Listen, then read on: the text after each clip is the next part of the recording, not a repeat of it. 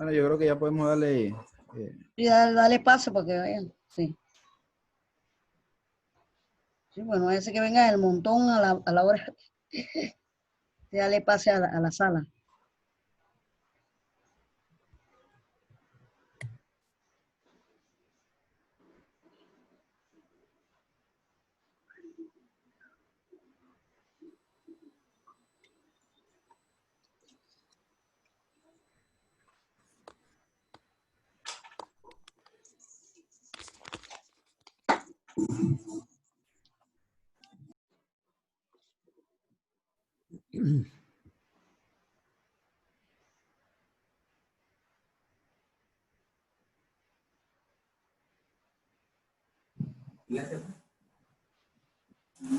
Y entonces, ¿cómo cambia el nombre?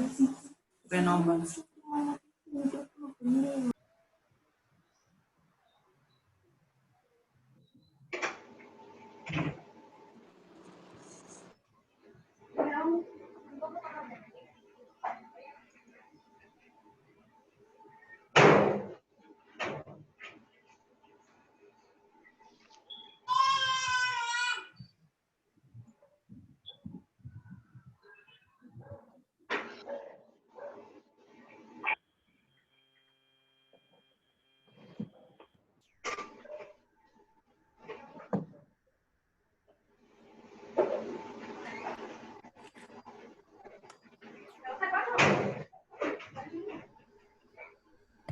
Ingeniera, ¿podría desactivar los micrófonos de los participantes? Yo no tengo el dile Fernanda. Ingeniera. O algún- ¿Están muteados? Fernanda o Carlos también puede hacerlo. Tú puedes hacerlo. Sí. Tú lo puedes hacer.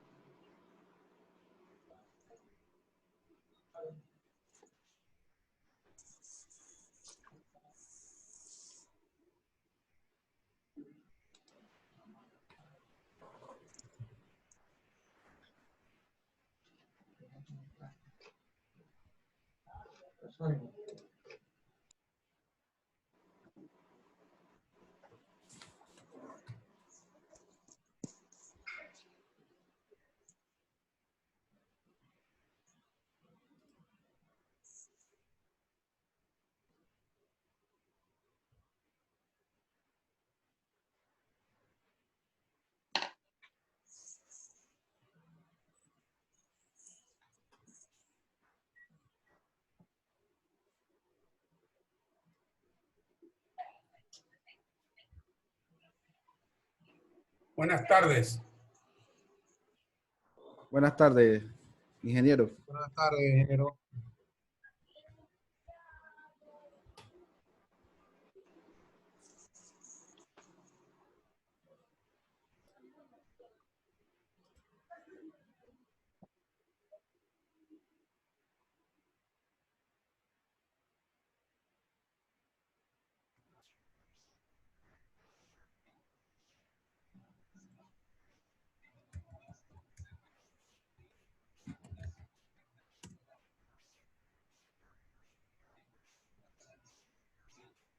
Buenas tardes. ¿Me escuchan? Sí. Sí, ingeniera, me se le escucho, escucha. bueno, sí. Buenas tardes. Les damos la cordial bienvenida a todos los asistentes al webinar Comunidades Resilientes y el Diseño Sísmico de Lecciones Aprendidas en México por el doctor ingeniero Sergio Manuel Alcócer Martínez de Castro. Esperemos que adquieran y refresquen mucho sus conocimientos con este webinar. Y reitero, de parte del Colegio de Ingenieros Civiles de La Espía y la Comisión de Estructura le damos la bienvenida. Ahora les paso al ingeniero Carlos Agrasal, que va a decir la hoja de vida del ingeniero Sergio Manuel Alcócer Martínez de Castro. Ok, ¿me escuchan? Sí. Bien. Antes de dar inicio, me gustaría que los participantes colocaran en silencio los micrófonos y si pueden, que apaguen las cámaras. Bien, lo que vamos a tener el día de hoy sería la presentación del expositor. Vamos a tener un periodo de preguntas y respuestas. Vamos a dedicar unos 15 minutos. La presentación tendrá una duración aproximada de 1 hora. Y al final vamos a hacerle una invitación al próximo webinar, que sería el webinar volumen 2 de esta presentación, y otros también que tenemos preparados para las próximas, para los próximos días. Bien, vamos a seguir con la hoja de vida de nuestro expositor. Sergio Alcocer es investigador del Instituto de Ingeniería de la Universidad Nacional Autónoma de México, UNAM. Es profesor de tiempo parcial de la Universidad de Texas en San Antonio. Es fundador y presidente de México Exponencial, Centro de Reflexión Estratégico para el Desarrollo de Políticas y Estrategias sobre la Incorporación de las Tecnologías Exponenciales en México. Fue secretario de Planeación Energética y Desarrollo Tecnológico de la Secretaría de Energía y subsecretario para América del Norte de la Secretaría de Relaciones Exteriores. En la UNAM fue secretario general, coordinador de Innovación y Desarrollo, director del Instituto de Ingeniería. Es miembro del Comité Asesor de Seguridad Estructural de la Ciudad de México. El doctor Alcocer es miembro extranjero de la Academia de Ingeniería de los Estados Unidos. Es expresidente y miembro honorario de la Sociedad Mexicana de Ingeniería Estructural y expresidente de la Academia de Ingeniería de México. Es miembro de la Academia Mexicana de Ciencias, de la Junta Directiva del Consejo Mexicano de Asuntos Internacionales, en donde es vicepresidente, y de la Junta Directiva de la Fundación ICA. Ha sido consejero independiente de Empresas ICA y de Iberdrola México, en donde fue presidente del Consejo de Administración. En 2017 recibió el doctorado honoris causa en Ciencias por la Universidad de Arizona. En 2001 recibió la distinción Universidad Nacional para Jóvenes Académicos en el área de Innovación, Tecnología y Diseño Industrial, y el Premio de Investigación en la Academia Mexicana de Ciencias en el área de Investigación y Tecnología. En 2007 recibió el Premio de Ingeniería Estructural en la Vivienda de la Sociedad Mexicana de Ingenieros Estructurales. En 2015 fue nombrado exalumno distinguido de la Escuela de Ingeniería de la Universidad de Texas en Austin. En 2019, Sergio Alcocer recibió la medalla Charles Whitney del Instituto Americano del Concreto. El doctor Alcocer es ingeniero civil de la Facultad de Ingeniería de la UNAM y doctor en Ingeniería de la Universidad de Texas en Austin. Con usted me gustaría darle la bienvenida al doctor Sergio Alcocer. Doctor, los micrófonos son suyos. Muy buenas tardes, muchísimas gracias por la presentación, Carlos. Quiero iniciar agradeciendo a Carlos Agrasa, a Amílcar Trejos, a Janice White por su tan gentil invitación para estar el día de hoy con ustedes. Lástima que no puedo estar en tan bello país presencialmente. He tenido la oportunidad de visitar a Panamá en un par de ocasiones. La primera hace ya mucho tiempo, quizá 20, 25 años, para participar en un seminario. Y más recientemente, literalmente una semana antes de que fuera inaugurada la segunda etapa del Canal de Panamá, que me lograron invitar, fuimos un día y nos regresamos ese mismo día. Y bueno, como siempre, disfruta uno mucho de Panamá, de la calidez y de la simpatía del pueblo panameño, además, por supuesto, de un lugar tan maravilloso como es su país. Es que muchísimas gracias por esta oportunidad. Yo quiero, de la lista de personas que veo que están aquí presentes, quiero agradecer y mandar un cariñoso saludo a Jorge Quirós, con quien me une una amistad ya de muchos años y con quien nos vemos con cierta periodicidad en las reuniones del Instituto Americano en concreto, y también con Ernesto, ¿qué hubo, Jorge? Ernesto NG, que igualmente pues, nos vemos no con tanta periodicidad, pero sí nos vemos y siempre con mucho afecto en nuestras reuniones del Instituto del Concreto. Entonces, voy a presentar, si me permiten, algunas diapositivas para poder ilustrar el tema que, platicando con Carlos y con Amílcar, veíamos que era un tema de interés para Panamá y pues es un tema que en México estamos trabajando por razones que voy a comentar un poco más adelante. Se refiere a la resiliencia y a la aplicación de este concepto a las comunidades y su aplicación más específica en el diseño sísmico, y cuáles han sido algunas lecciones que hemos aprendido en México en materia de resiliencia.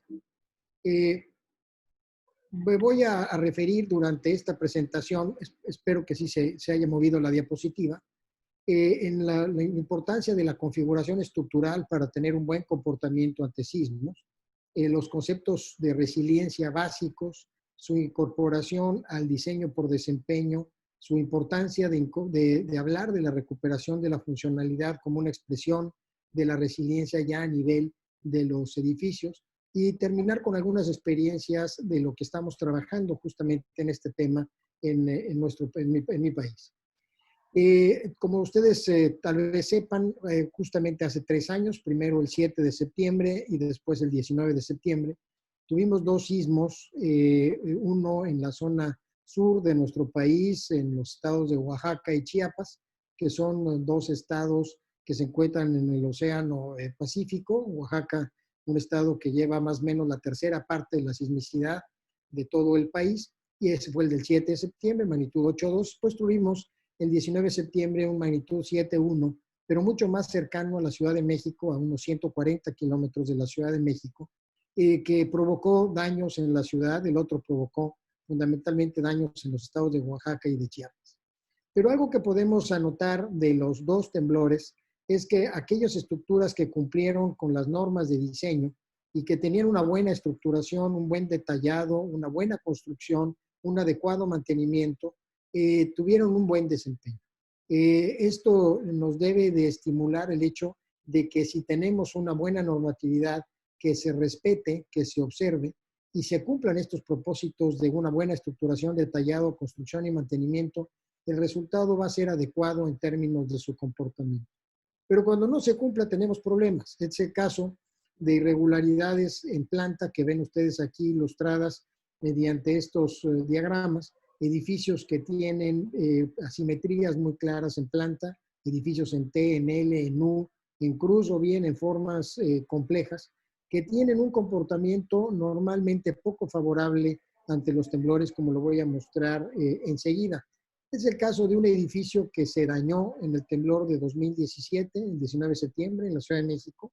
Un edificio en forma de B chica, o de B la violental, digamos, en donde vean ustedes que se aprecian grietas en los elementos estructurales, en el segundo piso. En la planta baja quizá no se aprecie, pero tuvo agrietamiento por flexión y por cortante en las columnas, que obligó a evacuar el edificio en un primer momento y posteriormente a rehabilitarlo.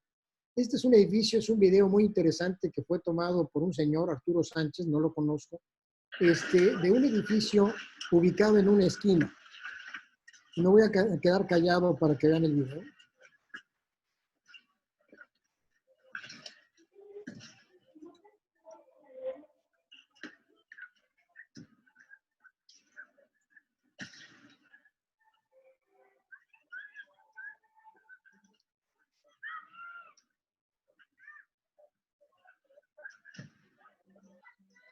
Este es un edificio que eventualmente se demolió, pero que, como ven ustedes, tuvo deformaciones muy claras de torsión.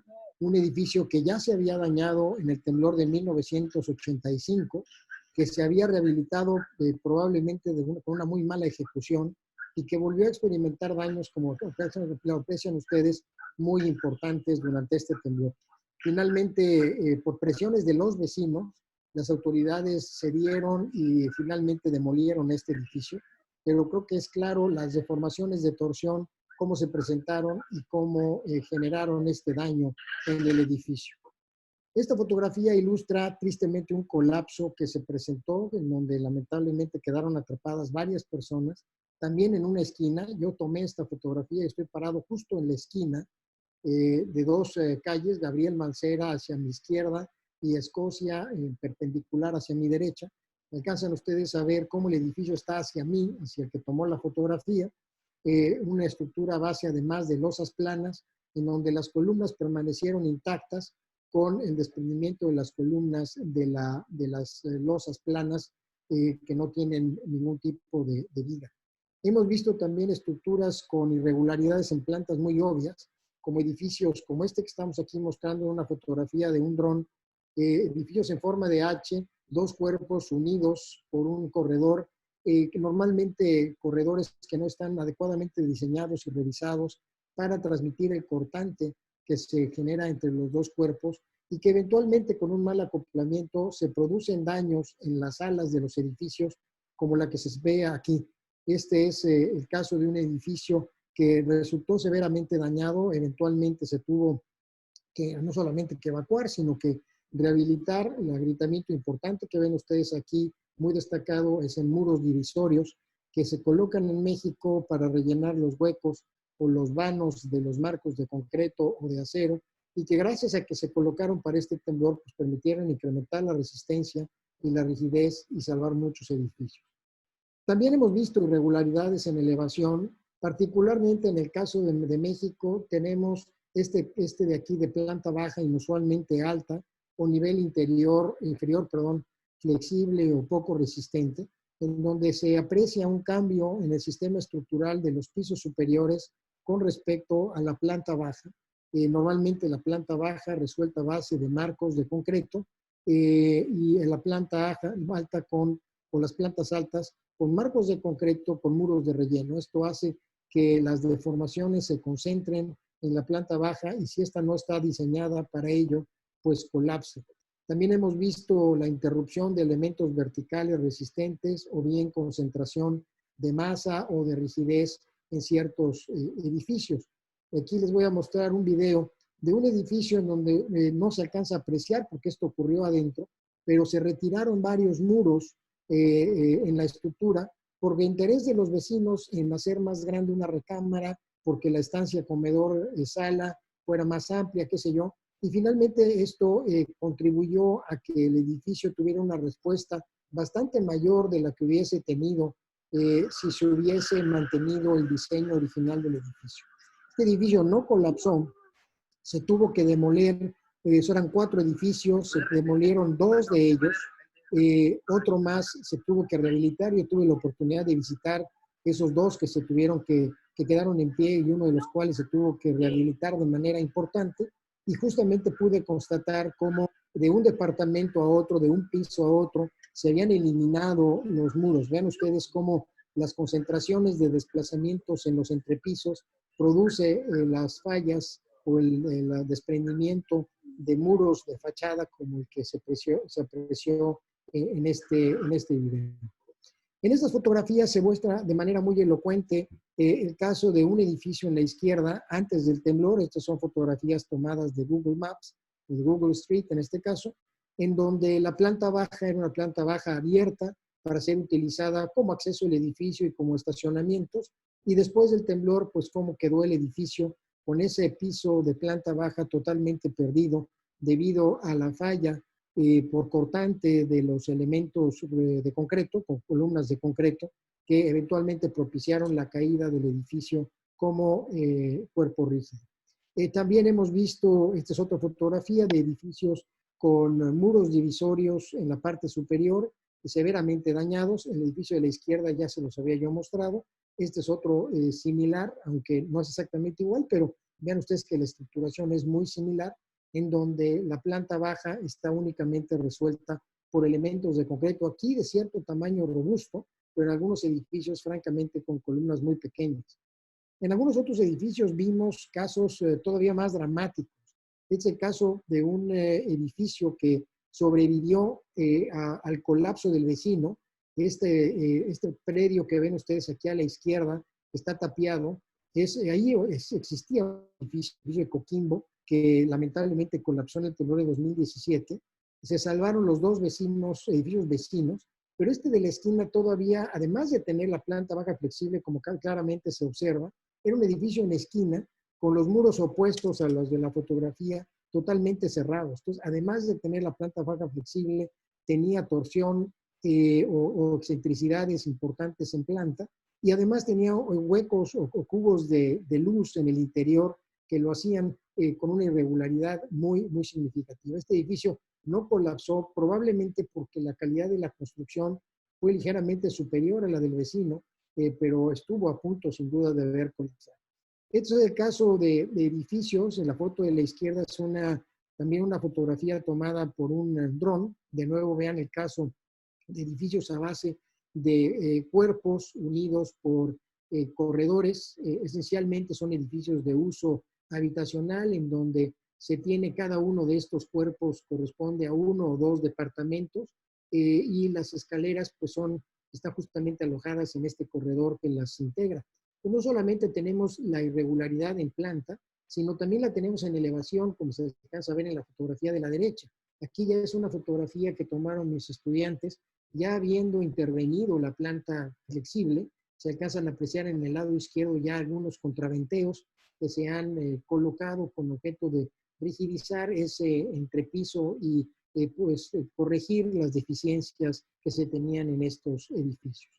Volvimos a experimentar un pésimo comportamiento de losas planas. Recordemos que las losas planas son aquellas en las cuales no existen vigas para transmitir la carga vertical de los sistemas de piso a la columna, sino que se transmiten directamente por portante y por momento a la columna. Estas conexiones son extremadamente flexibles, lo cual hace que los desplazamientos laterales sean importantes. Hay rotaciones en las conexiones losa-columna que eventualmente tienden a fallar y producen los daños que ven ustedes en la fotografía de la izquierda o bien la pérdida de soporte en la fotografía de la derecha. Además con un agravante adicional, el de la derecha, que es un edificio también ubicado en la esquina. Pero este es el tipo de daño que observan ustedes en las fallas de losas planas, en donde las columnas normalmente permanecen intactas, incluso geométricamente están rectas, y la falla se presenta en la unión entre las columnas y las losas planas. También hemos visto, hablando de irregularidades, en este caso atribuibles a la propia estructuración, pues el hecho de que estos edificios están en contacto con edificios ya sean más altos o más pequeños, que al momento de golpear les pueden introducir o crear daño significativo. Es el caso de la fotografía de la izquierda, en donde este edificio experimentó desplazamientos laterales importantes al punto de chocar con las estructuras vecinas. Esta estructura del lado izquierdo, de color blanco, coincide en sus pretiles con la mitad de la altura de la columna del edificio más alto, lo cual finalmente hizo que fallara el entrepiso por cortante, perdiéndose el entrepiso, como se alcanza a observar en estas dos fotografías. Y bueno, hemos visto también durante este temblor edificios que tienen insuficiente resistencia lateral. Es el caso de esta escuela, de la escuela Enrique Rebsamen, una escuela tristemente memorable en el sentido de que ahí perdieron la vida 22 niños y 3 adultos. Fue la única escuela que tuvimos que lamentar su colapso en los 2 temblores, ya sea pública o privada. Igualmente, esta es una escuela resuelta con losas planas, con un sistema estructural adecuado para la época en que fue diseñado y construido, claramente insuficiente ante el temblor que ocurrió en 2017. Ante esto, evidencia de los daños en los edificios, armamos un proyecto de investigación con el doctor Juan Murcia de la Universidad de Texas en Austin y un servidor para evaluar el comportamiento de los edificios que sufrieron daños en 2017 y muy particularmente aquellos que están en proceso de rehabilitación. Y lo que nos interesa es entender cómo se están rehabilitando los edificios, qué características tenían los edificios que se han rehabilitado. En esta base de datos de poco más de 200 edificios, tenemos un 22% con daños graves, 35% intermedio, 15% ligero y un 28% que no tiene un nivel de daño adecuadamente clasificado, no es del todo claro en los dictámenes que nos fueron entregados.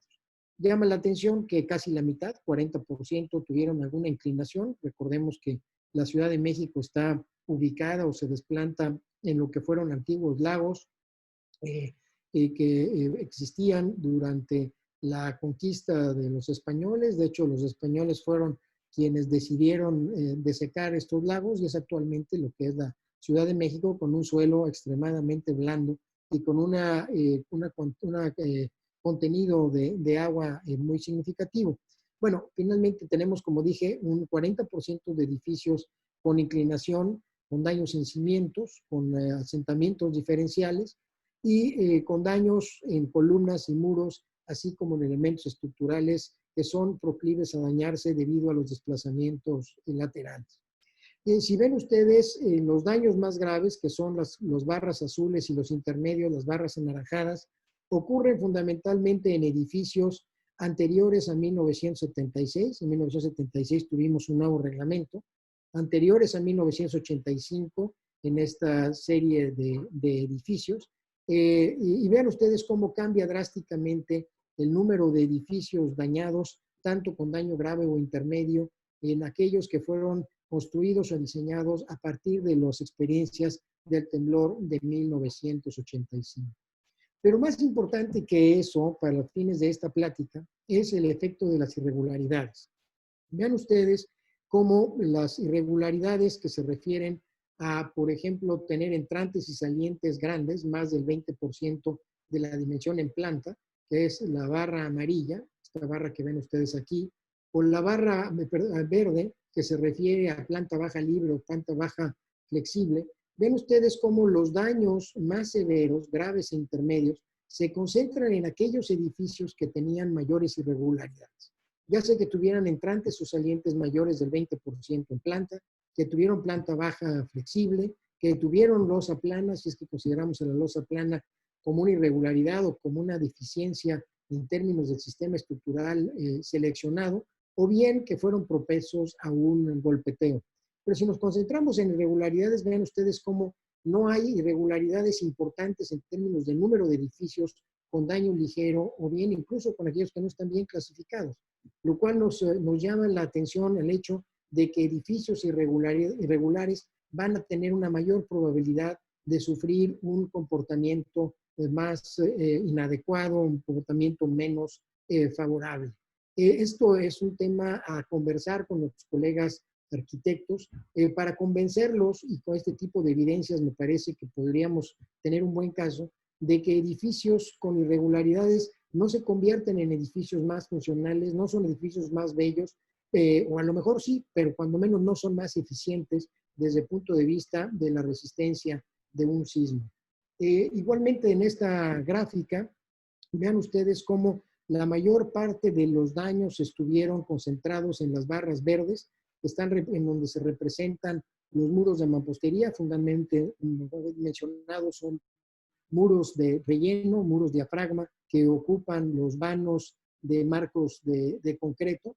El siguiente elemento estructural que experimentó un daño más amplio fueron las columnas, tanto con daños graves o con daños intermedios.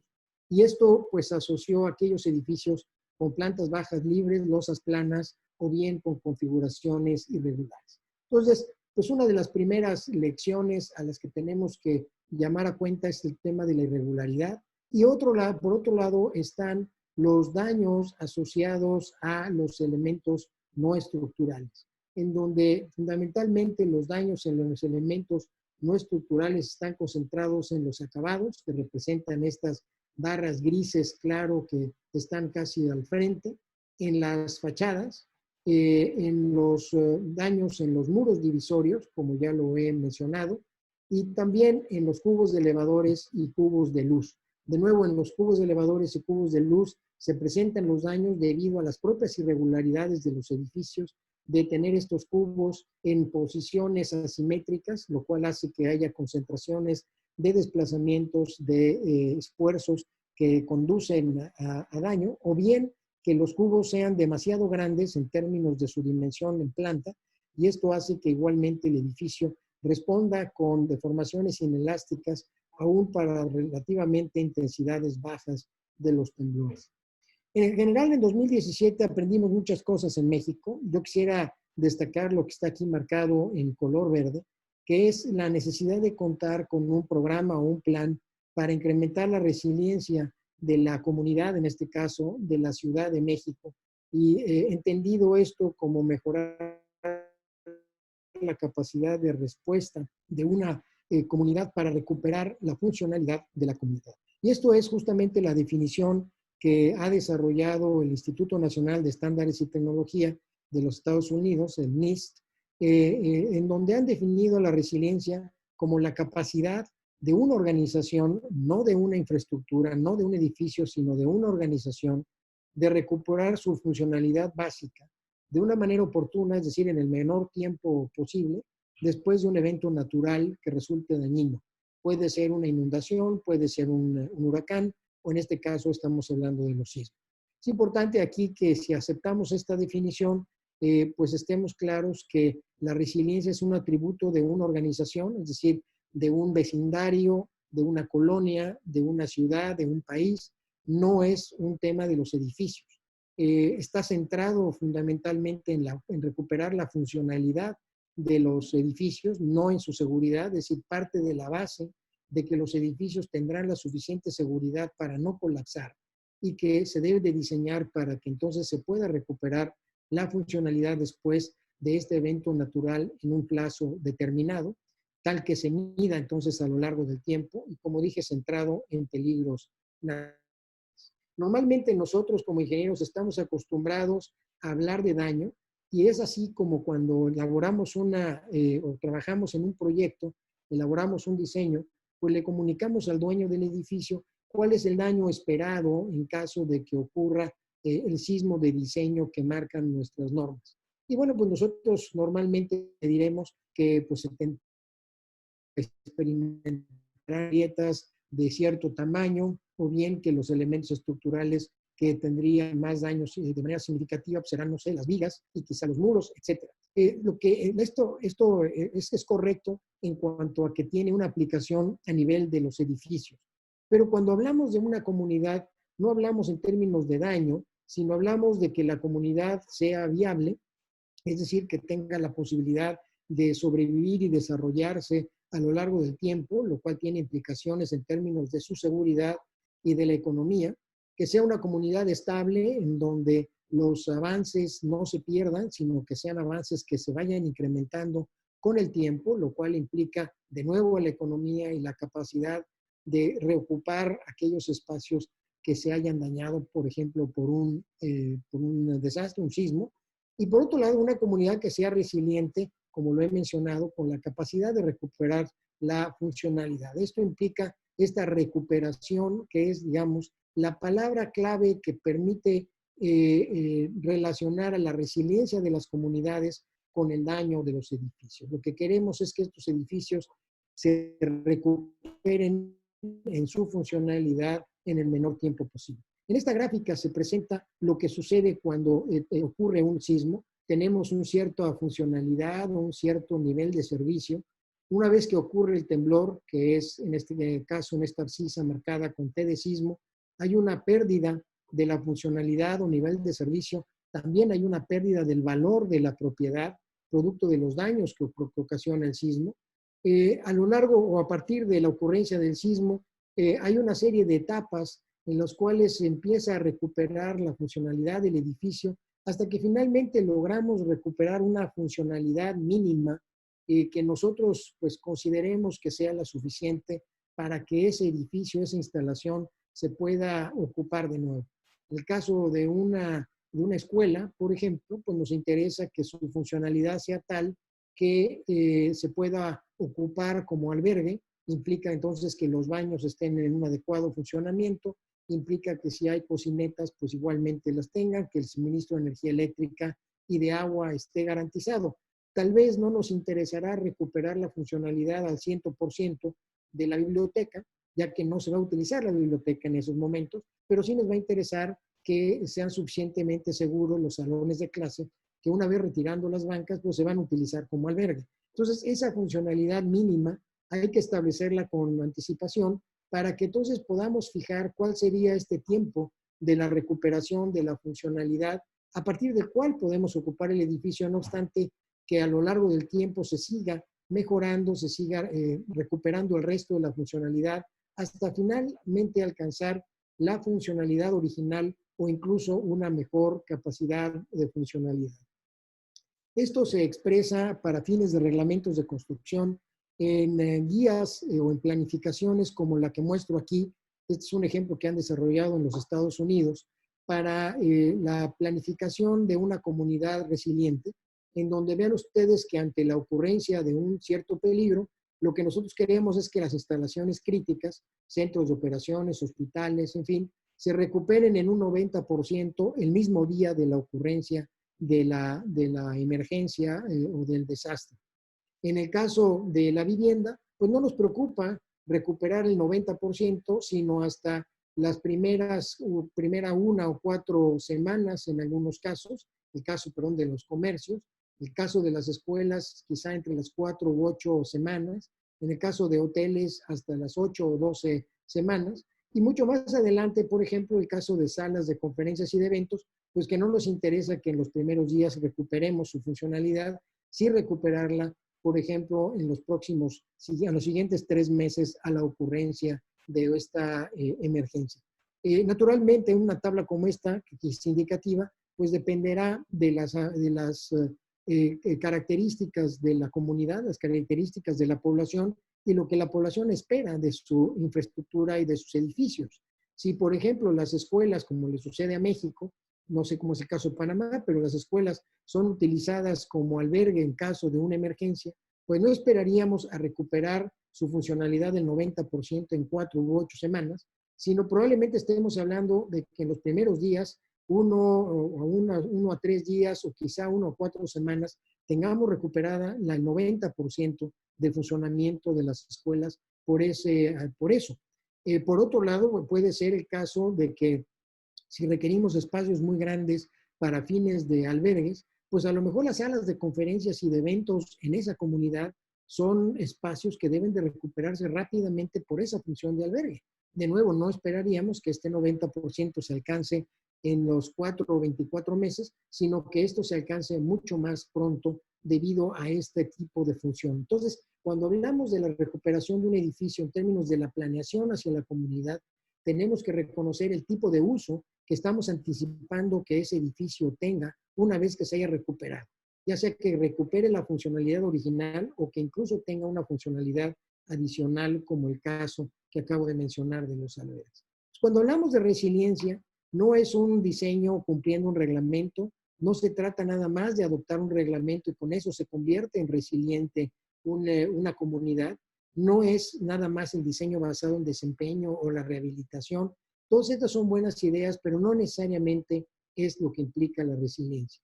La resiliencia, de nuevo, insisto, es un concepto aplicable a una comunidad con una visión amplia, de manera que la comunidad recupere la funcionalidad y la relación directa de esta resiliencia ya en el ámbito de nuestros edificios es lo que se denomina como la recuperación de la funcionalidad de estos edificios. ¿Qué es la recuperación de la funcionalidad? Bueno, así lo ha definido el NIST y FEMA, es un estado de desempeño, o sea, es un nivel o un estado límite que ocurre después o que se presenta después de la ocurrencia de un sismo, en el cual después de que el edificio o la infraestructura sufre una mínima restauración, se puede desarrollar de manera segura y adecuada las funciones básicas previstas antes del sismo, según el tipo de su uso de ocupación. Insisto, si lo queremos es recuperarlo como escuela, bueno, pues tenemos que pensar cuáles son las funciones básicas que tendrá esa escuela y diseñar para que en un plazo que nosotros definamos, esa escuela pueda recuperar su funcionalidad. Si esa escuela se convierte en un albergue, igualmente en ese mismo sentido. Vean ustedes que la recuperación de la funcionalidad tiene un paralelismo con la resiliencia en cuanto que está centrado en los peligros naturales, centrado en la funcionalidad, no en la seguridad. Aquí sí es un atributo de un edificio en lo individual, no de la organización como sí lo es la resiliencia. Y lo que nos interesa es que esto se logre con el tiempo y por eso se mide en el tiempo. Entonces, lo que queremos es que en un lapso de tiempo aceptable se pueda recuperar la funcionalidad en donde este lapso de tiempo pues, puede diferir dependiendo del uso y de la ocupación del edificio. Insisto, no es lo mismo un lapso de tiempo para la recuperación de la funcionalidad de una biblioteca, de lo que será un edificio de escuela, de aulas, de lo que será un hospital o de lo que será un edificio de oficinas cualquiera o nuestras propias casas. En todos los casos partimos de la base de que no va a colapsar la estructura. Lo que estamos diciendo es que el tiempo en que vamos a echar a andar estos edificios va a ser distinto. Incluso estamos hablando de que un edificio igualito de concreto, simplemente por el hecho de que tenga un uso distinto, va a tener entonces un tiempo de recuperación también diferente, lo cual nos va a llevar a que habrá ciertos detalles en uno y en el otro para que justamente ese lapso de tiempo sea diferente. Este nivel de funcionalidad se ha definido como la fracción de espacio que resulte ser utilizable. Por ejemplo, que definamos, no sé, que una escuela se pueda ocupar el 80% de las aulas en un día, o bien que el 80% de los ocupantes puedan utilizar el edificio en un día, o el 75%. Entonces, es una manera de medir cómo vamos a finalmente diseñar a los edificios. Por ejemplo, si pensamos en recuperar la funcionalidad en una semana, ¿cuáles serían los requisitos que incorporaríamos en el diseño? Bueno, pues en la parte estructural tendríamos límites en la selección del sistema resistente a fuerzas laterales. Es decir, si yo quiero que en una semana, ante el sismo de diseño, pueda yo haber recuperado la funcionalidad, pues no voy a seleccionar un sistema de losas planas, como lo que acabo de mencionar, porque sé que seguramente voy a tener daños más importantes si yo resuelvo la estructura a base de marcos bien detallados, o bien si utilizo, por ejemplo, aisladores de base o disipadores de energía. Si yo efectivamente quiero recuperar la funcionalidad en muy poco tiempo, pues voy a tener que limitar los desplazamientos, ya sea si esto el objetivo es en una hora, en un día o en una semana. Y si sobre todo quiero recuperarlo muy pronto, pues voy a tener que tener una estructura muy resistente, tal que el nivel de daño, le hace grietas que experimente el concreto, sean tan pequeñitas que no requieran de ninguna reparación subsecuente. Entonces, este objetivo en términos de días, o más bien de horas, días o semanas, se va a traducir finalmente en requisitos de diseño.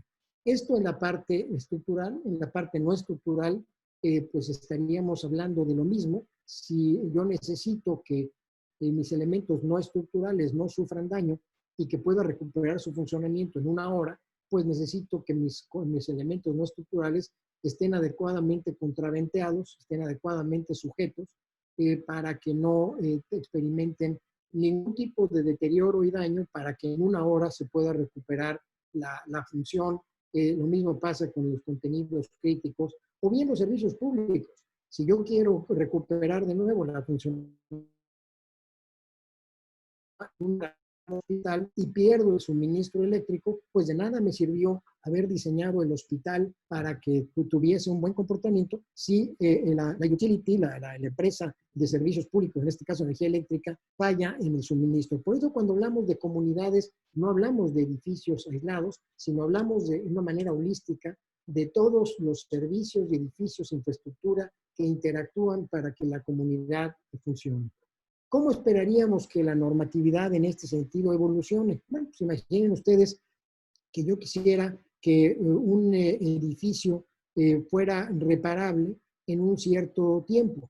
Entonces, ¿cuál sería el nivel de daño que yo aceptaría para que fuera a ser reparable? Por ejemplo, en el caso de marcos de concreto de tipo ordinario, como son los que se diseñarían con el ACI, con excepción del capítulo 18 de sismos, pues no podríamos tener, por ejemplo, de acuerdo con nuestras consideraciones, pues más del 25% de vigas y uniones con grietas residuales de más de 1,5 milímetros, con desconchamiento y exposición del refuerzo longitudinal de la viga. Ese sería, digamos, el postulado en el cual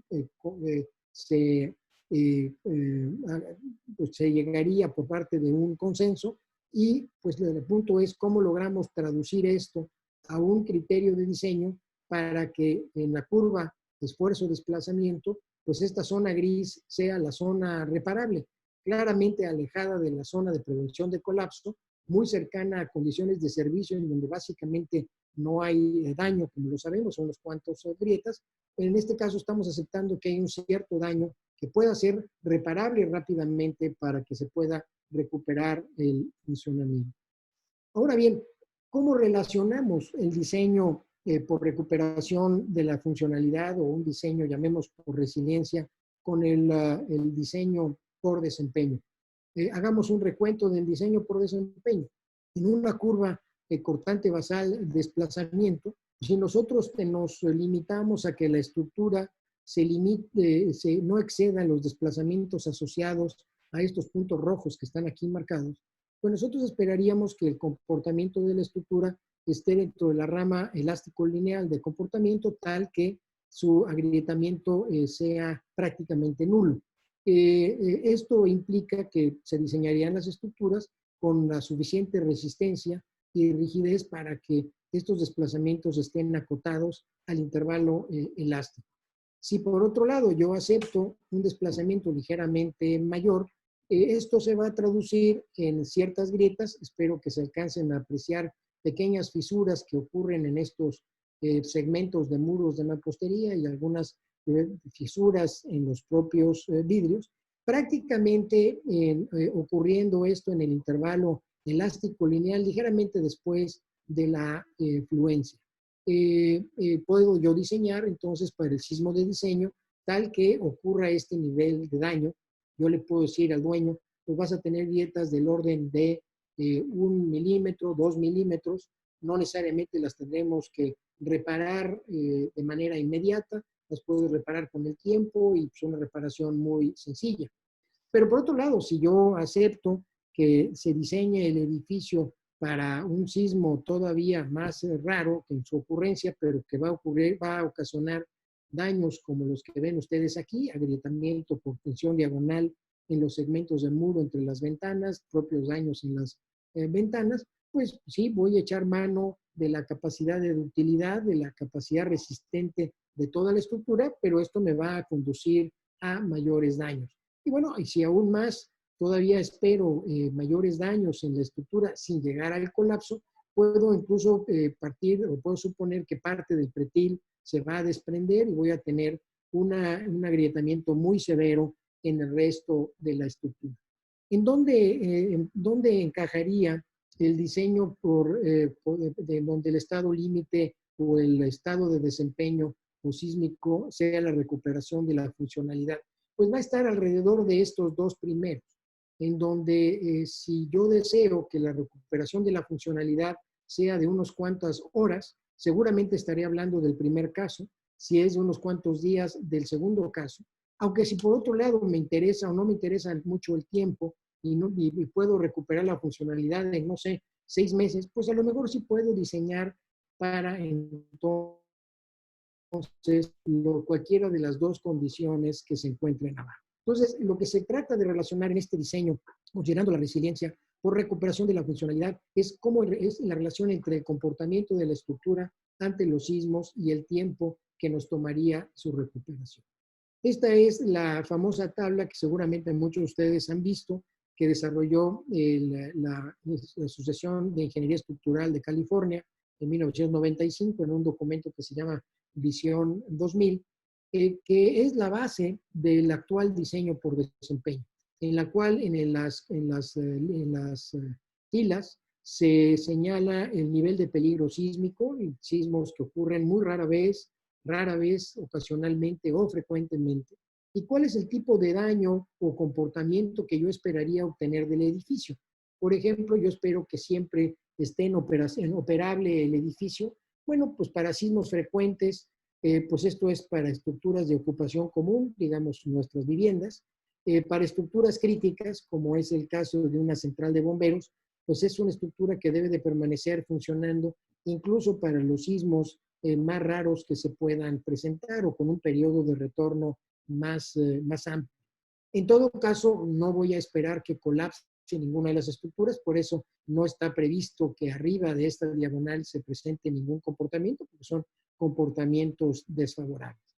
Si nosotros tuviésemos sobre este diagrama que incluir los conceptos de recuperación de la funcionalidad, pues tendríamos un tercer eje, un tercer eje perpendicular a la pantalla, en un eje Z, o bueno, como se le quiera llamar, X, Y, Z, en donde sea justamente una medida del tiempo de qué tan rápido queremos recuperar la operación de un edificio que fue diseñado para un sismo frecuente, tal que nos lleve a una operación completa, que como dije sería probablemente un tema de horas, un tema de días, de semanas y de meses respectivamente.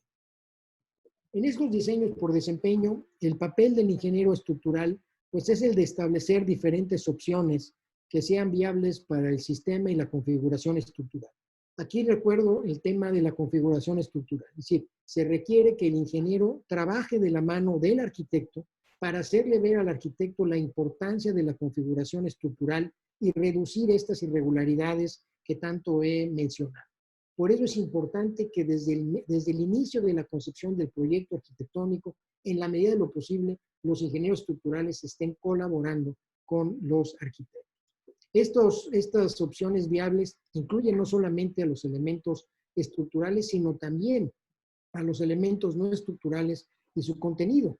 En ocasiones, como ya saben ustedes, en los enormes y bellísimos edificios que tienen ustedes en Panamá, pues lo más importante de esos edificios no es tanto la estructura, sino los acabados, las instalaciones de voz y datos y de elevadores, etcétera, que tienen todos estos edificios. Y si no los tomamos en cuenta desde el inicio del proyecto, pueden convertirse en verdaderos dolores de cabeza después, una vez que se haya casi terminado el proyecto o incluso durante la construcción. Entonces, en todo esto, pues se tiene que echar mano de conceptos de diseño por desempeño y por capacidad, en donde lo que buscamos es estimular la formación de mecanismos de comportamiento que sean a base de fluencia muy estables y con buena ductilidad. ¿Qué hemos hecho en México en conceptos de resiliencia a partir de 2017?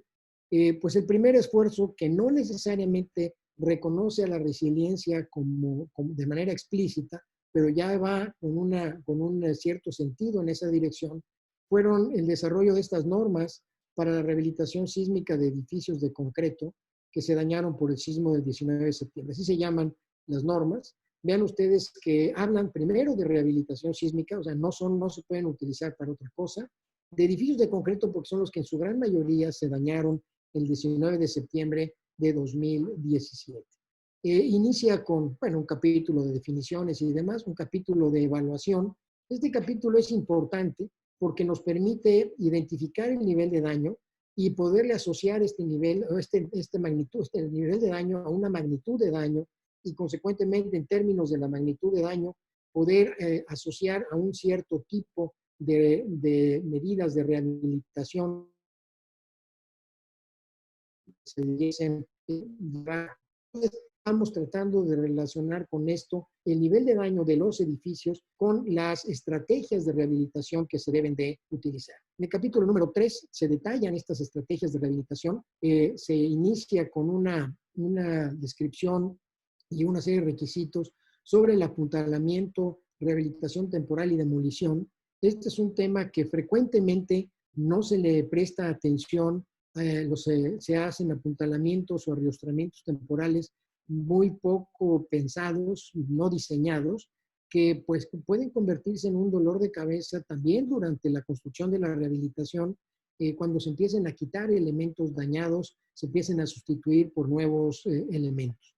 De manera secuencial se presentan del 3.3 al 3.8 pues diferentes estrategias de conexión en elementos existentes, de reparación, de reforzamiento, el caso, qué hacer con los edificios de planta baja flexible, aquellos que tuvieron golpeteo, una rehabilitación de la cimentación y un aspecto que hemos visto que lamentablemente no somos buenos en México, no sé cómo es en Panamá, pero es el mantener nuestra memoria de lo que hacemos.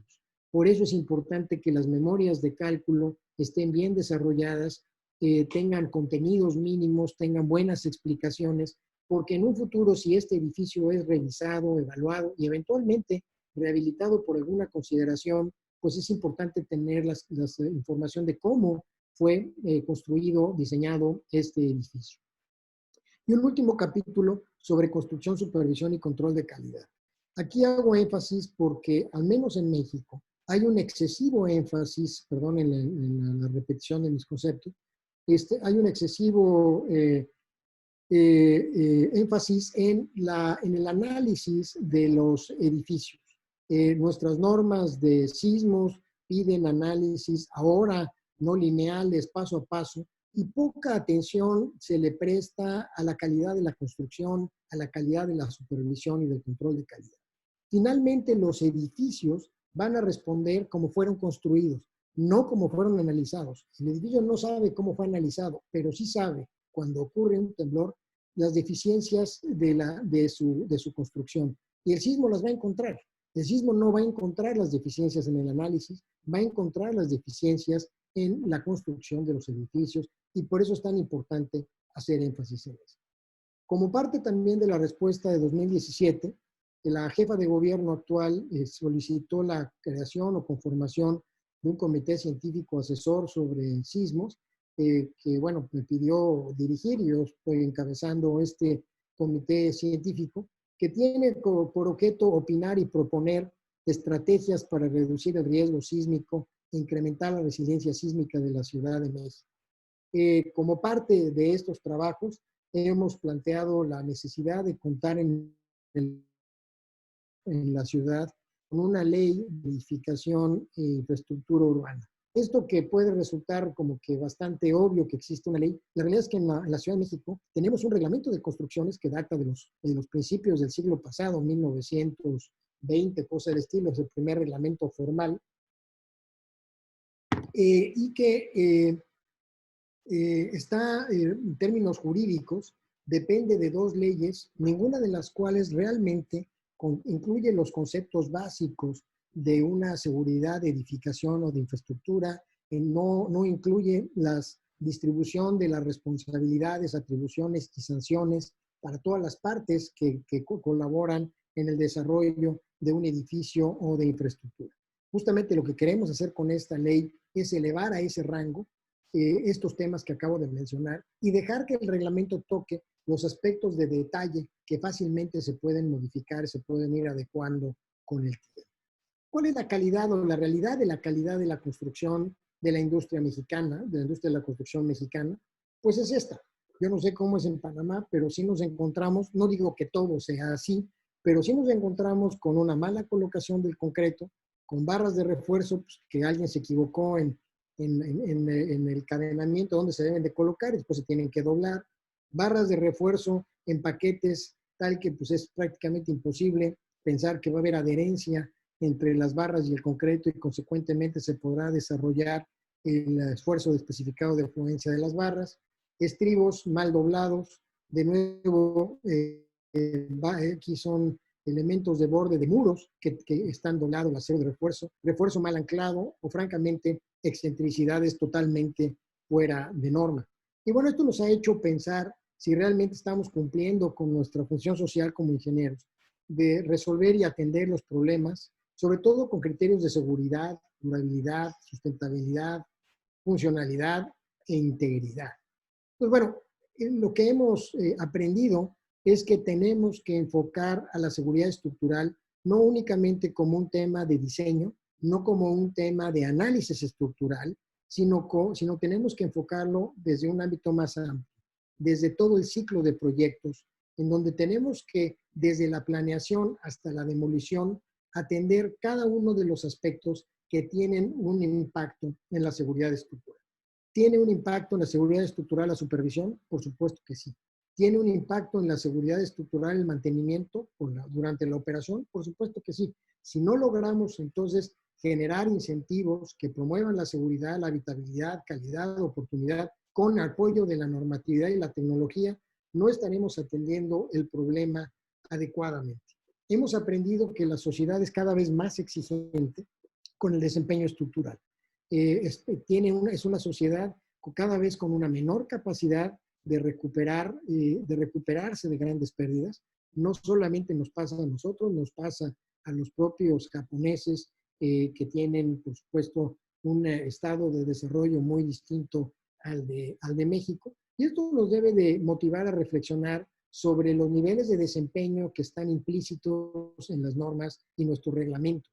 Esta es una curva parecida a la que yo había mencionado anteriormente, había explicado, en donde aquí no estamos hablando de la funcionalidad, sino del valor. Ocurre el sismo, se pierde el valor y se empieza a recuperar durante este periodo de recuperación, idealmente hasta alcanzar el valor original. Normalmente no llegamos a recuperar el valor original de nuestra propiedad. Es el caso de departamentos de uso habitacional en México, en donde en el sismo 2017, pues quienes tuvieron daño en estos edificios eran personas desempleadas o personas ya en retiro, cuyos ahorros pues los habían destinado para vivir el resto de la vida, no para reconstruir sus departamentos. Departamentos de 150, 200 metros cuadrados que terminaron, dado el daño, con un valor mucho más bajo en el mercado, y lo que podían comprar con esos recursos pues no llegaban ni a 100 metros cuadrados en un departamento. Entonces, hubo una pérdida real de capital físico y de capital económico en nuestra sociedad. Nos enfrentamos también al dilema grave y penoso de qué es un reglamento de construcciones. Hay quienes les preguntan y dicen, pues es un documento de referencia, es un documento que utilizo para diseñar y que pues, es un documento de referencia. Y hay quien dice que no, que es un documento de observancia obligatoria. Y la pregunta en todo esto es, ¿quién tiene razón? Bueno, por supuesto que tiene razón los de la derecha. Es un documento de observancia obligatoria. Lo que es preocupante es que a estas alturas sigamos debatiendo si es de observancia obligatoria o simplemente es un documento de referencia, un documento al que cuando nos conviene lo consideramos como un documento con sus requisitos mínimos y cuando no, incluso utilizamos requisitos menores que esos mínimos. Entonces, tenemos que hacer énfasis, y esta es parte de lo que estamos trabajando en la Ciudad de México, en que el reglamento tiene como funciones, primero que nada, proteger a la sociedad mediante justamente estos requisitos mínimos, y la clave aquí son mínimos, no hay más abajo que el mínimo. Por otro lado, que son reglamentos que buscan que los edificios que se construyan con estos reglamentos sean habitables, que sean confortables, por supuesto seguros, pero cada vez más hay una demanda en incorporar en estos reglamentos especificaciones, requisitos relacionados con control de ruido, de energía, de la calidad del aire, de la iluminación. Ahora, con la enfermedad del COVID-19, la calidad del aire se va a volver uno de los criterios de diseño claves para edificios, por ejemplo, muy altos. Entonces, estamos hablando de un marco legal que debe de promover calidad, seguridad, oportunidad y mucho de esto de la habitabilidad y del confort. Es con esta base que estamos trabajando en un proyecto, este que está aquí señalado, es apoyado por el Consejo Nacional de Ciencia y Tecnología, en el cual participamos varias universidades del país, la Universidad Nacional, las universidades metropolitanas de los estados de Colima, Chiapas y de Michoacán, para trabajar en materia de evaluación y rehabilitación estructural, entender la dimensión social de la resiliencia y finalmente divulgar todo este conocimiento a los expertos o a los técnicos y a la población.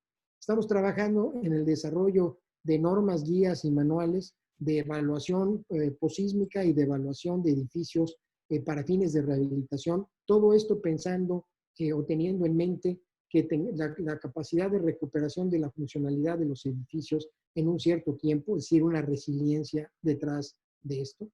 En el ámbito de la rehabilitación estructural, estamos en las primeras dos tareas haciendo investigación sobre el comportamiento de los edificios rehabilitados en 1985 o en 2017, que son las tareas 2.1 y 2.2. En las tareas 2.3 y 2.4 se están haciendo trabajo por mis colegas en el ámbito experimental, en el uso de concretos con fibras y la rehabilitación de marcos con muros diafragma de mampostería. Todo esto para igualmente desarrollar unas normas, guías y manuales de rehabilitación.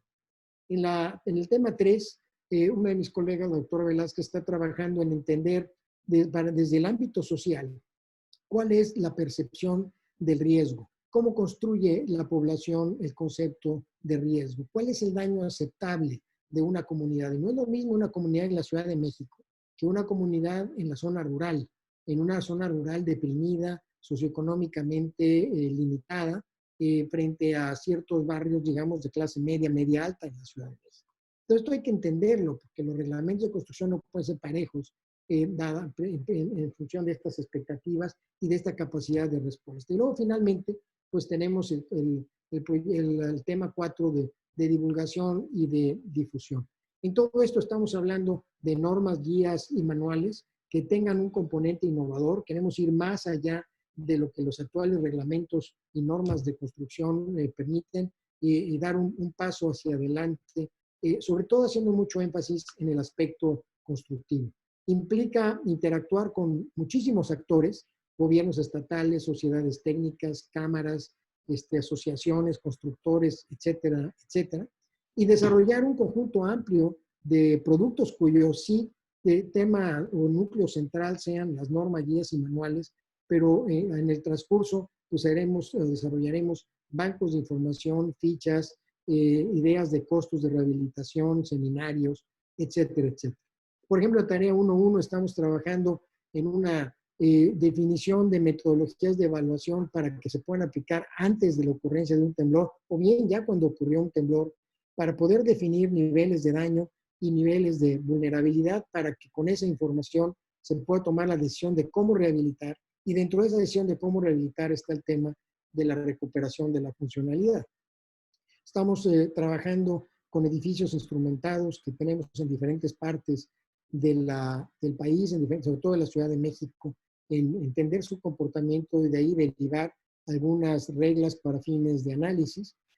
Aquí utilizando además equipos como drones con sus cámaras térmicas, con escáneres de muy alta resolución para poder pues reconfigurar o reconstituir los daños que tengan, estos edificios.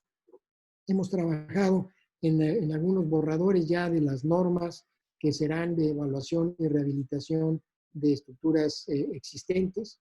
En el caso de los edificios que se dañaron en el 85, estamos retomando estos edificios de los cuales tenemos información con más detalle para estudiar su posible comportamiento ante sismos futuros, partiendo de la base del comportamiento en 2017. Por ejemplo, vean ustedes aquí la curva café se refiere al comportamiento original de este edificio en el temblor del 85, y una vez que se rehabilitó, vean ustedes el comportamiento la dirección este-oeste y norte-sur son las cafés, y la azul lo que experimentó en el 2017. Bueno, con esto lo que queremos es tener modelos numéricos de los edificios para que en próximos sismos podamos estudiar su comportamiento. En el caso de 2017, además de las estadísticas que les presenté anteriormente de las irregularidades de los 208 edificios, estamos estudiando edificios que se demolieron porque tuvieron asentamientos diferenciales o inclinaciones notorias, etcétera. Y estamos tratando de entender por qué se demolieron, qué deficiencias tenían que eventualmente los llevaron a ser demolidos. Estos son la tarea 2.3 sobre el uso de concretos y morteros con fibras para rehabilitar estructuras de mampostería como este muro que ven ustedes del lado izquierdo, que una vez que ha sido dañado, lo hemos rehabilitado con morteros con fibras y los hemos comparado con otros muros similares que rehabilitamos con mallas de alambre soldado recubiertas con mortero. Este es el otro de los experimentos, programas experimentales, en este caso en la ciudad de Colima, en donde los marcos de concreto se construyeron acostados. Finalmente, ya una vez parados, se les construyeron los muros diafragma y están ahorita en proceso de experimentación. Bueno, entonces estamos esperando abrir los laboratorios ahora con la de la COVID, pero bueno. Y todo esto con el interés, como dije, de que podamos incorporar en nuestras normas y guías actualmente inexistentes de rehabilitación criterios específicos, requisitos para fines de rehabilitación. Estamos esperando reabrir los laboratorios para hacer algunos experimentos. Este es el caso de una de las técnicas que fue muy ampliamente utilizadas en el temblor del 85 y ahora en 2017, que son los encamisados metálicos. Lo que ven ustedes aquí en color verde son los ángulos verticales, las soleras que llamamos en México barras de acero horizontal, soldadas en los extremos a los ángulos. y en los cuales se coloca entre los ángulos y el concreto, este gris un poco más oscuro que ven ustedes aquí, es un mortero fluido sin contracción, o sea, un grout, para poder empacar adecuadamente este encamisado. Y bueno, lo que queremos es probar estas columnas ante carga lateral para poder verificar el comportamiento de estos encamisados y poder derivar de ahí algunas reglas de diseño. Mencionaba yo que un caso raro en los proyectos de investigación que lo hace único este proyecto es incorporar a los científicos sociales para entender esta dimensión social de la resiliencia. Mis colegas sociales son sociólogos, fundamentalmente están haciendo o estaban haciendo trabajo de campo hasta marzo pasado. Estamos en espera de que podamos recuperar después de esta pandemia, pero trabajo de campo para hablar con la población y entender de la población, de los tomadores de decisiones, en fin, de los diferentes actores de las comunidades, cuál es su concepción en materia del daño. En el último de los temas de difusión y divulgación, pues estamos haciendo un conjunto amplio de esfuerzos para hacer llegar información sobre qué es esto de la resiliencia, qué es esto de la seguridad estructural. Ya no nos interesa explicar qué es un temblor y si los temblores son trepidatorios o oscilatorios, o si se miden en términos de magnitudes e intensidades. A mí lo que más me interesa en este momento es hacerles ver que los edificios sí se pueden intervenir, sí se pueden diseñar adecuadamente para que sean seguros, sí se pueden evitar que colapsen y que es muy importante que se construyan y que se mantengan adecuadamente. Por eso esto que está aquí en rojo es muy importante para nosotros, de poder desarrollar videos de buenas prácticas y de consecuencias de los errores durante la construcción, dirigido a diferentes grupos. Algunos serán videos para maestros albañiles, algunos serán para residentes y supervisores, y otros más serán para ingenieros, incluso tomadores de decisión. Aquí se encuentran, para aquellos que ustedes estén interesados en pues consultar con mayor detalle la información que estamos generando, y por supuesto cualquier comentario, cualquier sugerencia, muy bienvenida. Está el sitio web www.resilienciasísmica.unam.mx. Estamos en Facebook y tenemos un canal de YouTube en donde charlas, y si ustedes me autorizan eventualmente pues la subimos a nuestro canal, pues para que tenga mayor difusión estos conceptos de resiliencia. Yo quisiera, pues una vez más, agradecer, seguramente para muchos de ustedes les pasará un poco desapercibido por qué puse la bandera de México. Bueno, pues hoy es el día de nuestra independencia. Le decía Jorge Quiroz hace unos minutos que son 210 años de independencia de España,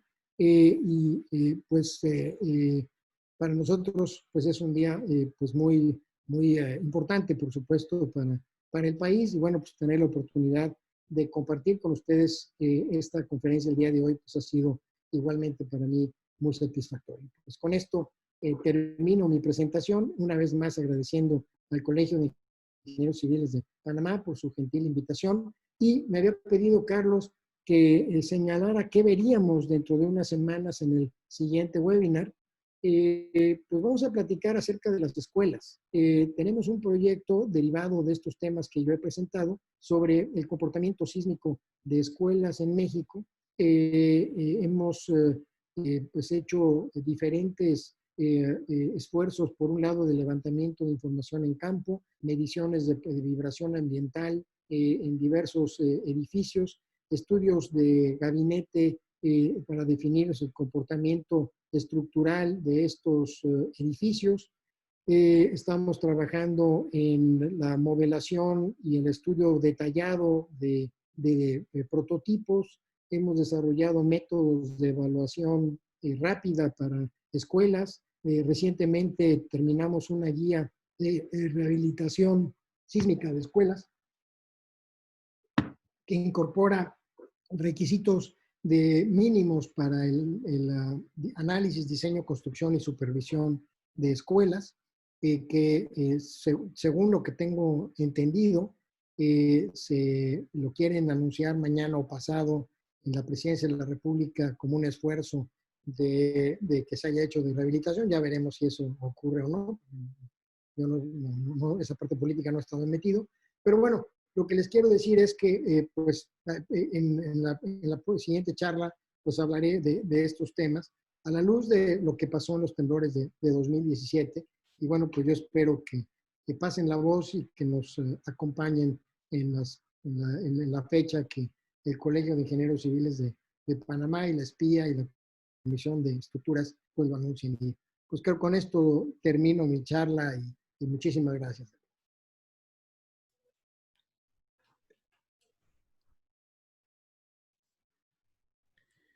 Muchísimas gracias, doctor, por la ponencia.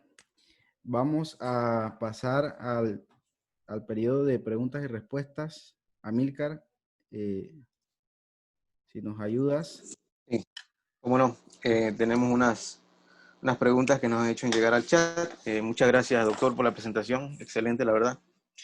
La primera que tenemos nos dice, en México se utiliza el sistema estructural compuesto por muros de carga en el núcleo de elevadores y escaleras y losas planas.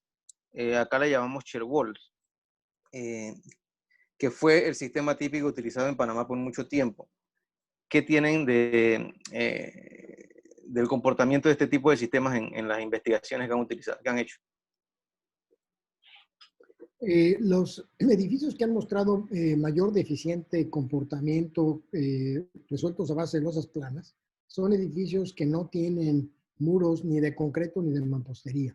Son edificios que tienen algunos cuantos muros.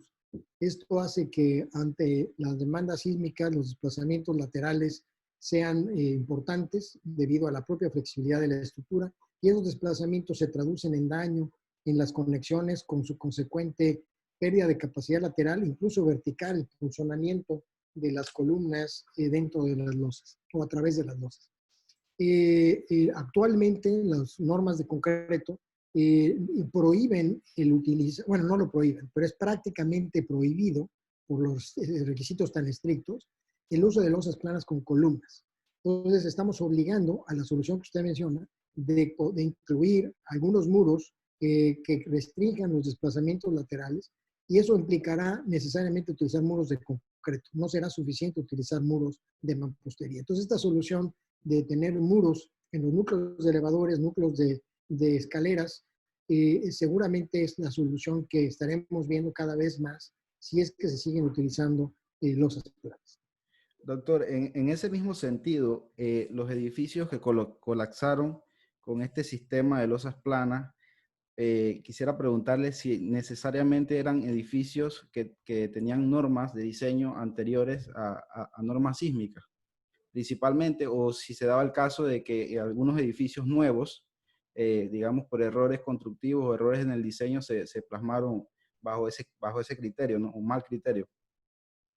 En el 2017, muy buena pregunta, Carlos, en 2017 38 edificios en la Ciudad de México colapsaron. De esos 38, uno es posterior al temblor de 1985. Los otros 37 fueron diseñados con los reglamentos del 66 y del 76. En ambos casos son edificios o eran edificios con un criterio de detallado para el actual requisitos de diseño, digamos tipo ACI 318, para casos de concreto, no dúctiles, detallados no dúctiles, estribos con una gran separación, ganchos a 90 grados en los estribos, en fin. Y esto provocó pues fallas de cortante en columnas, fallas en nudos, en fin. El edificio que colapsó, construido, diseñado posteriormente al temblor del 85, colapsó debido a errores constructivos. No tenía refuerzo negativo de las losas anclado a los muros, unos cuantos muros que tenía por ahí. Las juntas constructivas no estaban bien resueltas, etc. Entonces, no es un edificio que tuviera necesariamente un mal diseño, pero sí tuvo una muy mala ejecución. Por eso hago mucho énfasis en la importancia en dar un buen seguimiento a la construcción, a la calidad de la construcción. Y finalmente esto tiene que ver con la calidad de la supervisión. No sé cómo es en Panamá, pero en México la supervisión se limita a una supervisión de carácter administrativo, a que se cumplan los plazos, a que los inventarios existan, a que los tiempos y movimientos en la obra se cumplan. No se preocupan de la calidad de la construcción desde el punto de vista estructural y gravemente esto se lo relegan de manera explícita a los maestros albañiles. Y los maestros albañiles no tienen una formación suficiente en materia de seguridad estructural. Entonces, estamos poniendo lo más delicado de un edificio, que es su seguridad estructural, en manos de personas que no están preparadas para eso. Correcto. Amílcar, ¿otra pregunta? Tenemos otra pregunta. El método prescriptivo, no el de desempeño, nos lleva a diseñar y construir estructuras más dúctiles.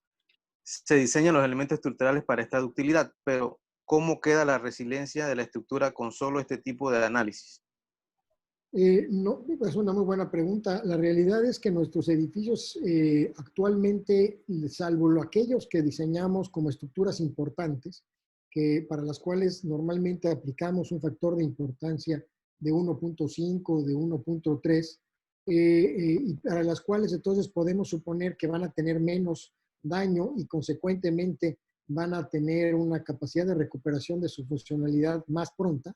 Los otros edificios no tenemos explícitamente manera de saber qué tan resilientes, aunque estamos hablando de que las comunidades son resilientes, pero qué tanta resiliencia va a tener una comunidad con estos edificios. Si efectivamente diseñamos para ductilidades importantes, esto va a implicar daños y esto va a implicar que el tiempo de recuperación va a ser mayor. Justamente el interés de un diseño de recuperación por la funcionalidad es que sea explícito la decisión que tome el dueño del edificio sobre cuál es el tiempo que esperaría como máximo para que ese edificio recupere su funcionalidad. Definida esa funcionalidad, se va a poder definir entonces el nivel de seguridad de la estructura, que deberá siempre ser superior al mínimo, y en donde ese nivel de seguridad se va a traducir. Si el nivel de recuperación o el tiempo de recuperación es muy breve, digamos 1 hora, pues se va a traducir en un nivel de diseño prácticamente elástico y con la consecuencia que es útil. Sí, en ese mismo orden creo que esta pregunta tendría la misma respuesta que ya he dicho, porque la pregunta era, ¿podemos decir que si cumplimos a cabalidad con los requisitos que nos prescriben los códigos actuales, podemos asegurar un nivel de resiliencia para nuestras comunidades? Pero bueno, al final aplica la misma respuesta anterior, ¿no? Porque además la funcionalidad de nuestro edificio no va a depender nada más de la seguridad del edificio, sino va a depender de todas las otras infraestructuras que hacen que el edificio funcione.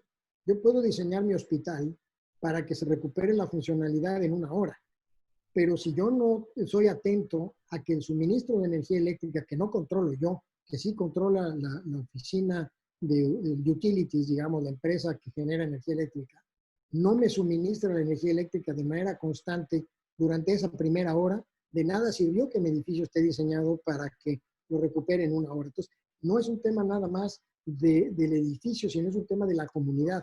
Por eso es que en este momento este concepto de resiliencia no tiene ni siquiera posibilidad de medirse para nuestros edificios. Claro, en ese mismo sentido, doctor, usted menciona, digamos, el tema de hablar con los dueños de los edificios.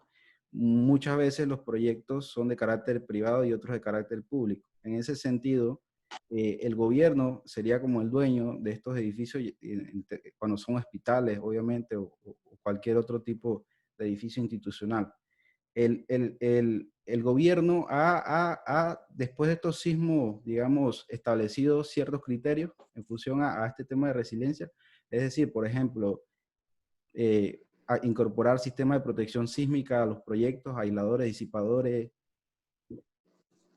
Se está caminando en esa dirección, pero todavía no es explícito. Y justamente el trabajo que mencionaba yo de la ley de edificación que va a derivar en nuevo reglamento de construcciones, nuestra ambición en este nuevo reglamento de construcciones es ya dar primeros pasos en materia de resiliencia, de establecer un marco dentro del cual los diseños se puedan hacer considerando el tiempo de recuperación de los edificios. Esto implica que el gobierno asuma que en lo que a él le toca, tiene que garantizar que los servicios se estén dotando en el tiempo que se haya prescrito. Hablo, por ejemplo, del caso de agua potable, que es un servicio que suministra el gobierno de la ciudad, o el de energía eléctrica, que se suministra, y que pues tendría que estar regulado dentro del propio, establecido dentro del propio reglamento de construcciones, para que entonces los diseñadores de un edificio puedan ser consistentes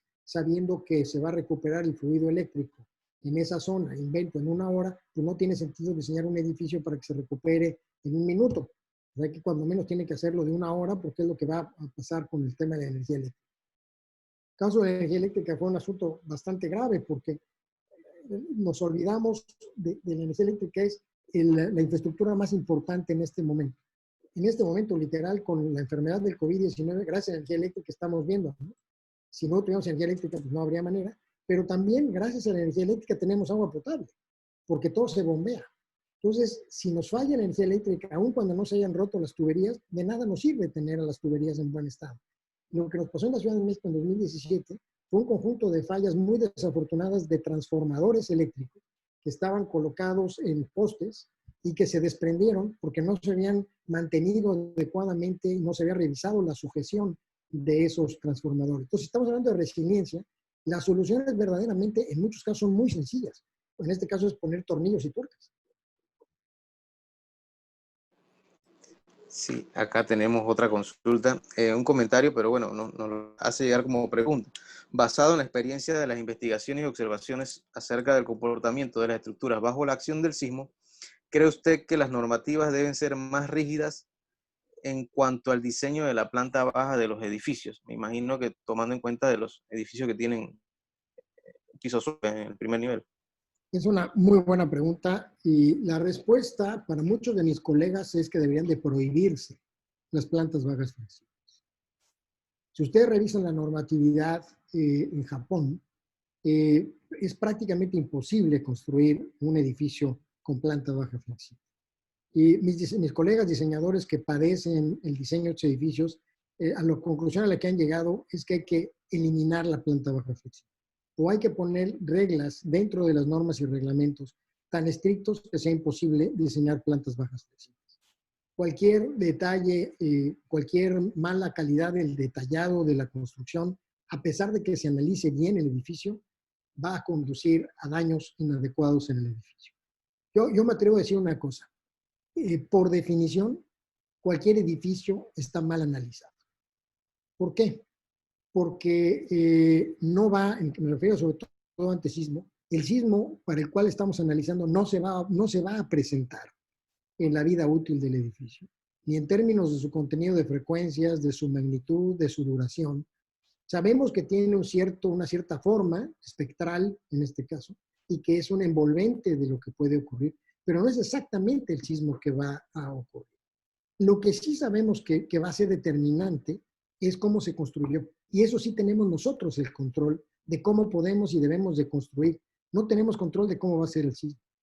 Por eso es tan importante prestar atención en la calidad de la construcción y de la supervisión, en donde si tenemos un edificio razonablemente bien construido, bien supervisado y bien mantenido, las probabilidades de que colapse son mucho menores a que si tenemos un edificio analizado con análisis no lineal, tridimensional, con 35 acelerogramas, pero mal construido.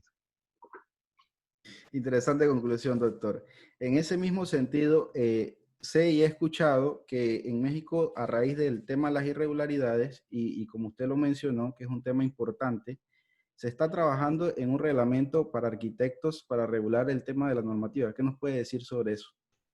Se está, como parte del reglamento de construcciones para la Ciudad de México, déjenme explicar rápidamente. El reglamento de construcciones, a diferencia de los reglamentos gringos, en donde está el IBC, por un lado, que incorpora al ACI y incorpora al AISC y demás, en donde no se hablan en el ACI y el AISC.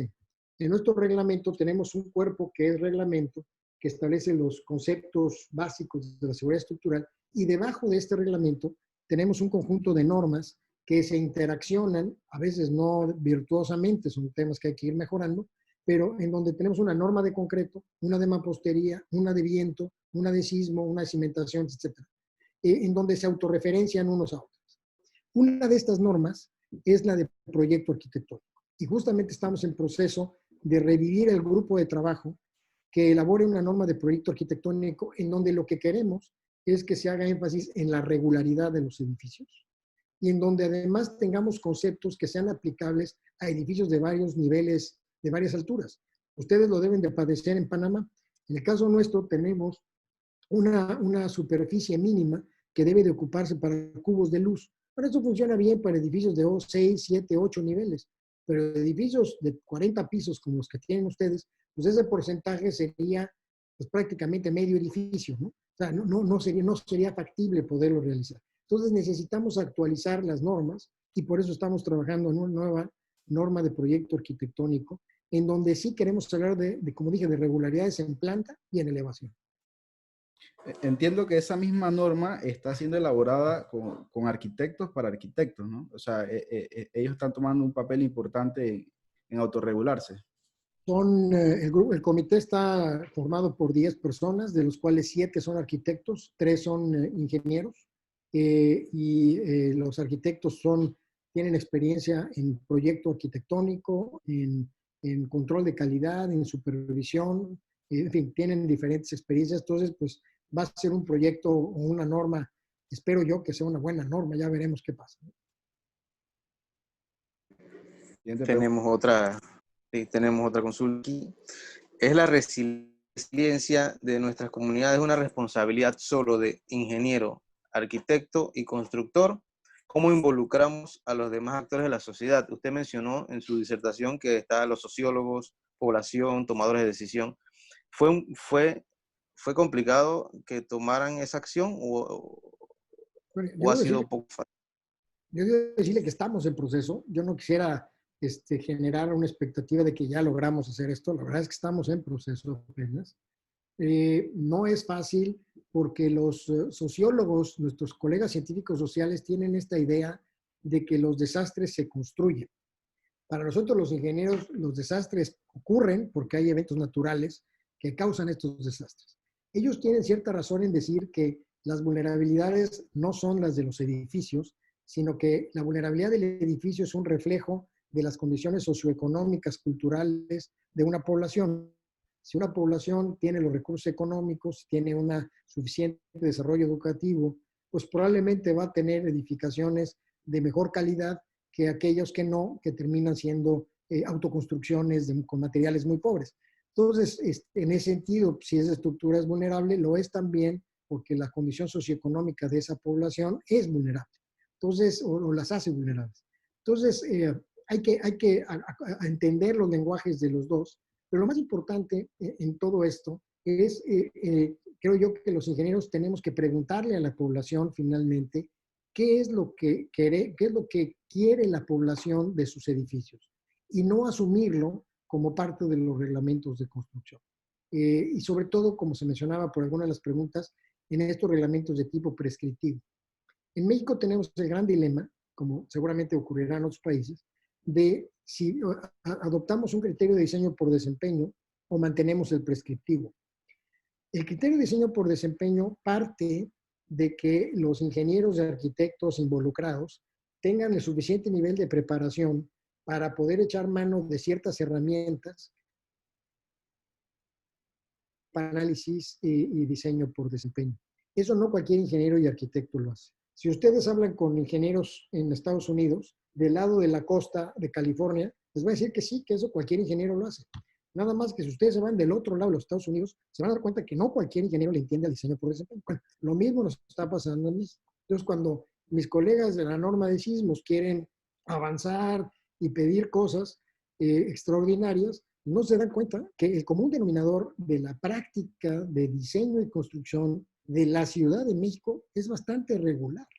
Y si nos vamos en que la Ciudad de México se convierte en el modelo para el resto del país, y el resto del país tiene deficiencias todavía más acuciantes, más señaladas, pues todavía con mayor problema vemos el avanzar demasiado cuando a la par no logramos que nuestra profesión, sobre todo en el ámbito de la construcción y supervisión, avance a la misma velocidad. Entonces, hay un dilema que poco a poco tenemos que ir avanzando y por eso la experiencia de los científicos sociales es tan importante para reforzar el que tenemos que preguntarle a la sociedad qué quiere del comportamiento de sus edificios. ¿Tenemos otra pregunta, Milka? Sí. Sí, acá tenemos una que igual en el mismo sentido, porque habla de que si se tiene alguna manera de medir en la población el concepto de resiliencia. Bueno, yo supongo que implica también que hay que primero hacer docencia a ellos de qué es la resiliencia y de ahí entonces empezar con lo que usted acaba de comentar, ¿no? Y, bueno, el tema de la resiliencia ha sufrido algunas malas interpretaciones. Hay quien piensa que la resiliencia es la capacidad de recuperar recuperarnos como estábamos antes. Y eso no es resiliencia. Lo que queremos con la resiliencia es recuperar ciertas funciones básicas. La pregunta es qué tenemos que hacer para recuperar esas funciones básicas. Y en esa pregunta de qué hay que hacer para recuperar las funciones básicas está justamente el mejoramiento, la intervención en nuestra infraestructura, edificios, para que su comportamiento sea mejor. Si la pregunta, por ejemplo, en el caso de un sistema de suministro de agua potable, es que su tiempo de recuperación sea de 1 hora, lo que tiene que preguntarse el administrador de ese sistema es qué tengo que hacer para que en caso de este sismo, en 1 hora tenga suministro de agua potable. Ah, bueno, pues tengo que tener un conjunto de bridas y de tramos puesto, tengo que tener herramientas de tal tipo, tengo que tener cuadrillas de personas listas para que en caso de que ocurra inmediatamente, ¿no? O sea, tiene que tener un plan para esto, pero no nada más es el plan, tiene que tener los insumos para eso. Y probablemente no nada más es un tema de respuesta en el momento, sino de intervención desde ahorita para que lo grave que pudiese haber ocurrido en caso de un sismo, desde ahorita lo ataque y se quede con esa posibilidad de la hora para recuperarse. No sé si me explique. Entonces, no es, por eso el tema de la resiliencia tiene que ver con una reducción del riesgo de desastres, cosa que es muy atractiva, y al mismo tiempo tiene que ver con la planeación de la respuesta y de a la emergencia cuando esto ocurra. Por eso es interesante este concepto de resiliencia, que actualmente no lo tenemos. Siguiente pregunta, Edgar. En realidad, esa sería por el momento la última pregunta que tenemos. La otra es que si le pueden hacer llegar la ponencia a los participantes, ya eso coordinamos con el Colegio de Ingenieros y la Comisión de Estructura. Seguro va a poder ser posible. Ya como el doctor también pidió que publicarla, así que no sé si alguien tiene alguna otra consulta. Carlos, no sé si tienes alguna adicional. Sí, ya para terminar, como miembro del Comité Asesor en Seguridad Estructural de la Ciudad de México, me gustaría preguntarle si luego de estos eventos, como ya sabemos, los códigos y normas como el ISC, el ACI, se basan mucho en experimentación, pero también en documentación real. El traje de caso, por ejemplo, del sismo de Norwich, que tanto nos enseñó. Tras estos sismos, ¿se ha logrado incorporar algo en estas normas, ACI, ISC o cualquiera, en función a lo que se ha encontrado? En el caso del ACI y del ISC, bueno, en el caso del ISC no, porque los daños en estructuras metálicas no fueron muy importantes ni en términos de número ni de severidad. Y las lecciones en los edificios de concreto, yo diría que están razonablemente cubiertas con las actuales normas del ACI. Lo particular de la Ciudad de México no es un tema que haga mucho o que resuene mucho en los Estados Unidos, que son los muros diafragma de mampostería, que son más comunes en nuestros países. Yo creo que son del tipo de desarrollos que debemos de hacer nosotros mismos, incorporarlos en nuestros reglamentos. Creo que el avance más interesante que podemos lograr está probablemente en el caso de las escuelas.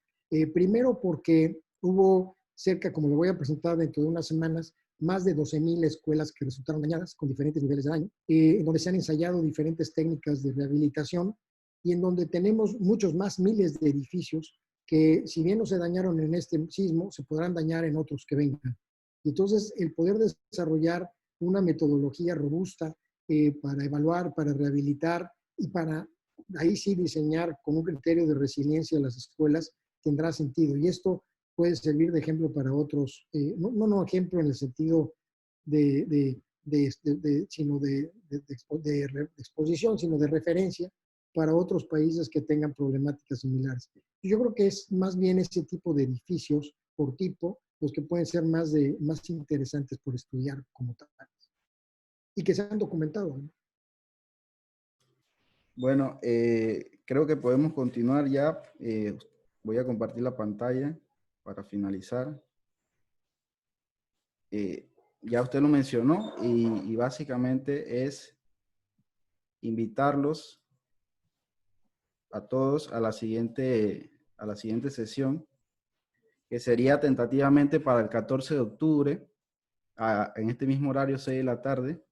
Ya el doctor le dio una introducción y bueno, los esperamos en esa próxima conferencia. Después del 14, aprovechando, tenemos también un webinar de la Comisión Espía BIM, que sería el 15 de octubre. Sería un jueves, me parece. También lo tenemos ahí agendado. Entonces, los invitamos a todos a que participen y que nos sigan en las redes sociales. Y por último, bueno, doctor, me gustaría darle las gracias, ¿no? Por aceptar la invitación y bueno, un abrazo desde acá. Muchas gracias, igualmente. Gracias por todo. Nos vemos dentro de unas semanas. Muchas gracias a todos. Listo. Jorge, Gracias. mucho gusto. Bueno, gracias. Muchas gracias a usted. Saludos. Gracias, muchos saludos, Sergio. Gracias, Jorge, mucho gusto. Abrazo. Gracias, fue un placer. Igual. Muy interesante. Gracias. Gracias, Ernesto. Qué gusto. Abrazo. Hasta luego. Igualmente, saludos. Muy buena. Gracias, gracias. Ya nos saludaremos en unas semanas. Ok. Abrazo y cuídense todos ustedes. Hasta luego. Abrazo.